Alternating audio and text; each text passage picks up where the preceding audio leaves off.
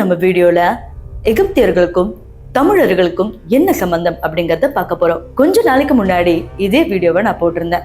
அந்த வீடியோக்கு நீங்க ஒரு நல்ல வரவேற்பு கொடுத்திருந்தீங்க.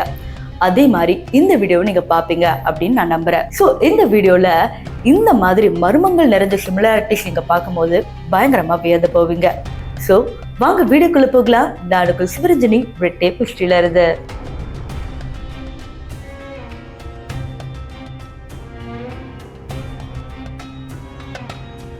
தமிழர்களுக்கும் எகிப்தியர்களுக்கும் ஏராளமான சம்பந்தங்கள் இருக்கு. பிற நாட்டுல இருக்கிற மக்களோ இல்ல நம்ம நாட்டுல இருக்கிற பிற மாநிலங்கள்ல இருக்கிற மக்களோ அதை ஒத்துக்கவே மாட்டாங்க. ஆனா உண்மையை யாராலுமே மறுக்க முடியாது. இப்போ எகிப்தியத்துல பாத்தீங்கன்னா பல தமிழ் ஏடுகள் அங்க கண்டுபிடிச்சிருக்கிறாங்க. அது நிறைய சயின்டிஸ்ட்க்கு பெரிய ஷாக்கிங்காவே இருக்கு. இங்க வணிகர் மூலியமாகவும் பல விஷயங்களும் தமிழர்களுக்கும் எகிப்தியர்களுக்கும் சம்பந்தம் இருக்கலாம். இருந்தாலும் தமிழ் பிராமி எழுத்துக்கள் எப்படி எகிப்தியத்துல கிடைச்சது? ஒரு சில பேரு இந்த மொழிதான் பெருசு, இந்த மொழிதான் பழசு அப்படிங்கிற மாதிரி சொல்றவங்களுக்கு இந்த ஒரு எக்ஸாம்பிளே எடுத்துக்காட்டா இருக்கும்.